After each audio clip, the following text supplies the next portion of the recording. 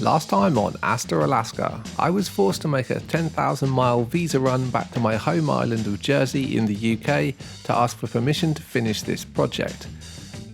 It took 6 whole months and a bit of a scandal before I was able to convince the US government to let me back into the States, but just then we found out that our Kombi had caught fire up in Alaska and our home was destroyed. So this time, we're driving up north to see if there's anything left worth rescuing.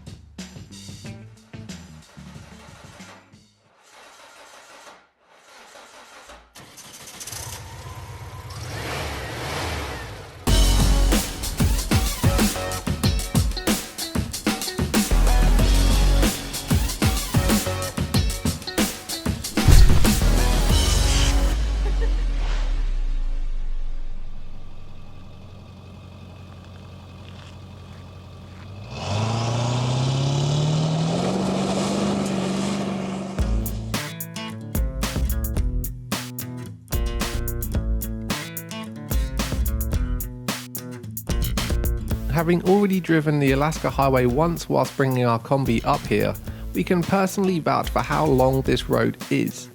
A fact that we did try to impress on Brett, a guy that we'd only just met in person a couple of days earlier.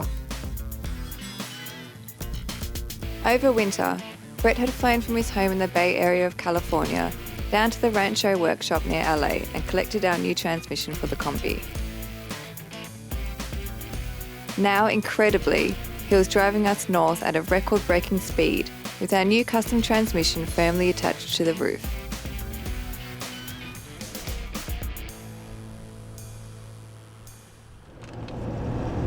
There's currently forest fires on both sides of the highway. We're going up past Fort Nelson. That's a pretty big one.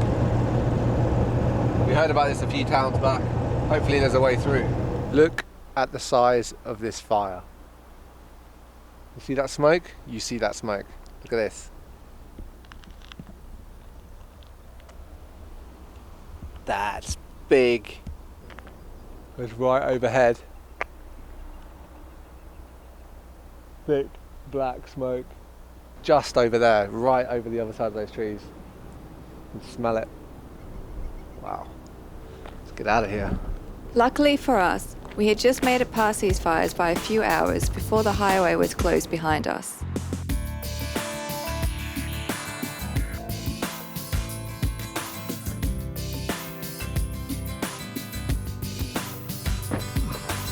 After 5 long days of driving, we approached the end of the Alaska Highway.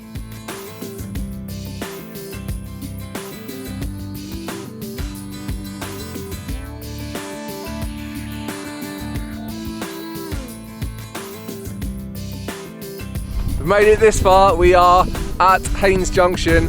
Haines is that way, Alaska is that way. We have a rescue mission to do, but after that, Alaska is there for exploring. We cannot wait. Bye Leah, sorry you can't come with us. Unfortunately, we had to leave Leah here at Haines Junction for 11 hours. She couldn't come with us at this point as we wanted to save her US visa time to allow for the upcoming Alaska trip. So she stayed in Canada whilst Brett and I continued on towards Alaska.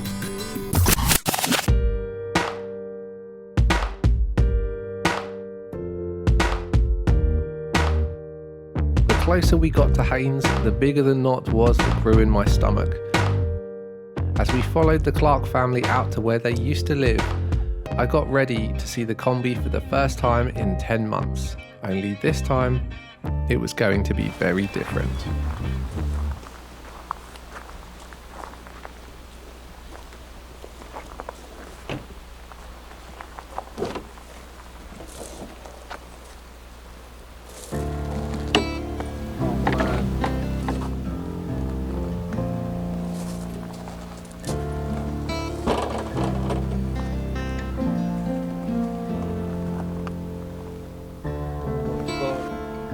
This is my house. This is where I live.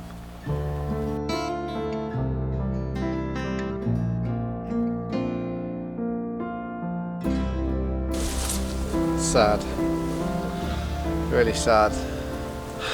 Smells bad. The smell is, it's hard to be around it for a long period of time. The smell is really strong. It's going to be fun living in it then. That's why I think a lot of it needs to be ripped out.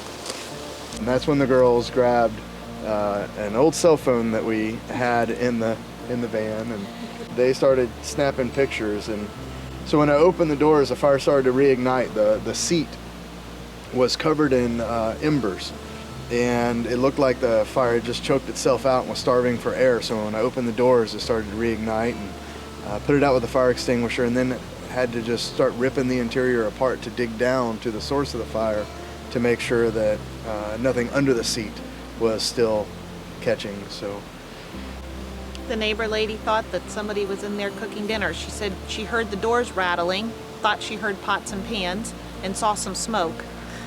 But You could smell it nobody too. was cooking dinner. Kombi had caught fire.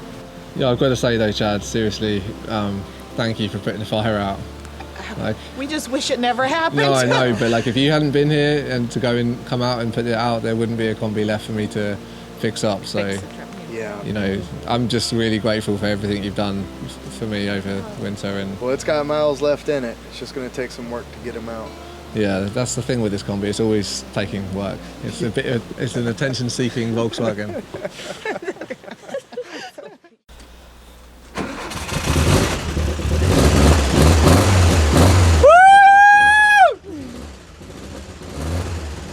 Working!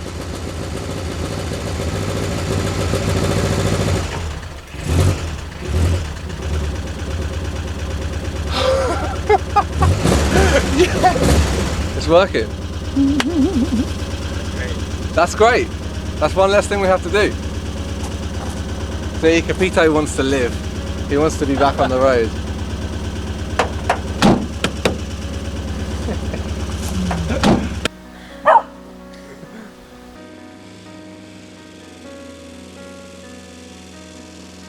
Haines is a beautiful place, and Chad and Stacey had offered to help us in any way that they could, but the town was just too remote. If we were going to bring this Kombi back to expedition readiness, we'd need access to resources that we just couldn't find in this part of Alaska. I feel so much better that that started and I was actually able to drive it onto here. Honestly, what a morale booster. Now let's get on with fixing it up. I'm back on the road.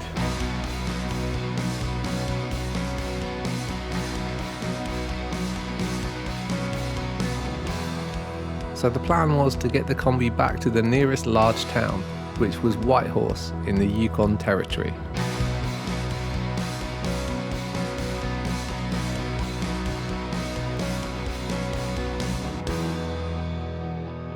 The hardest part was definitely still ahead of us, but given everything that had happened over the past 10 months, it sure did feel like a huge triumph just to get this far.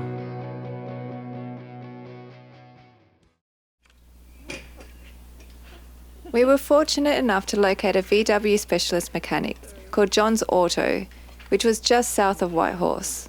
They kindly allowed us to set up camp to begin the grueling Kombi restoration. Oh my god. It was worse than I thought, man. It the fires. Oh, shit. Oh, it stinks too. God. Oh my god.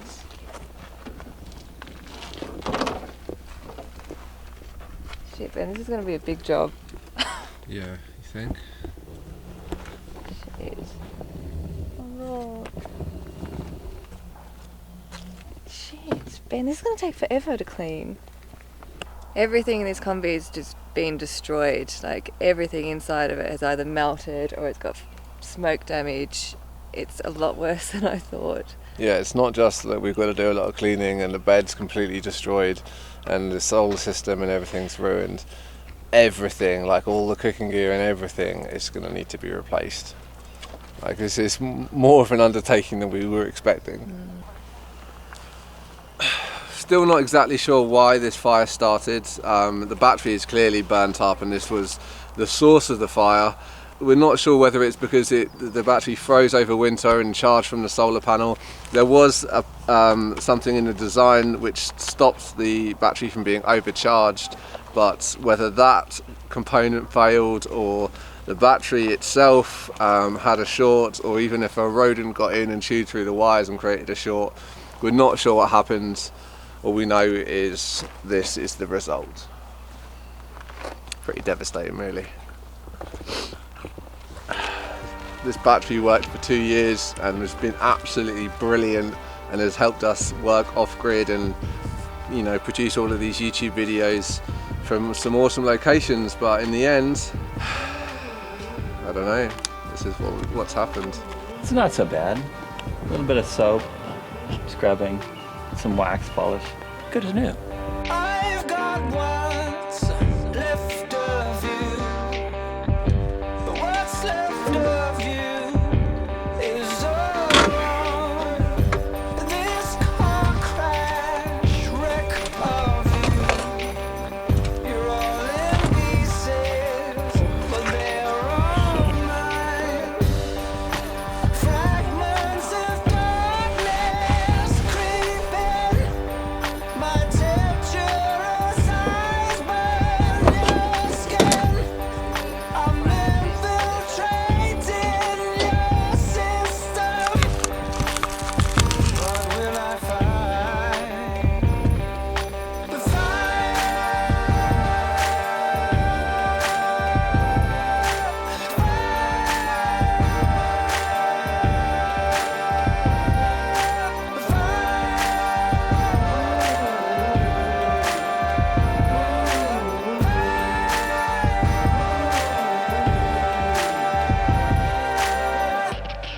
Yeah, basically we're going through all of our stuff and trying to salvage as much of it as possible. Everything has smoke damage, a lot of things are burnt beyond recognition, and yeah, we're just trying to save as much stuff as possible, but unfortunately we're going to lose probably like, I don't know, like 40-50% of our possessions. More than that.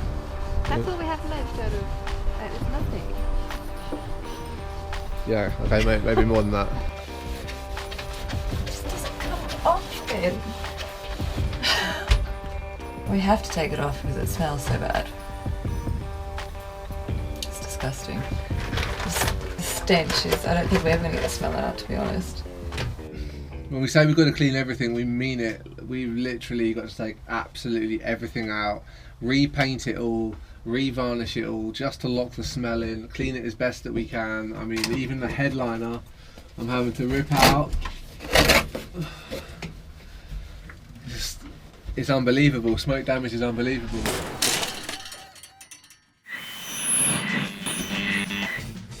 Still to come on this nightmare rescue mission, we begin the arduous task of restoring our Kombi, where we'll be scouring Whitehorse to salvage parts and returning our Kombi back into a livable tiny home. We'll also be looking at the Kombi's overall health before the upcoming challenge of Alaska's backcountry roads, where we discover Capito is far from ready. Doesn't look good, guys. But for that, you'll have to wait until next time.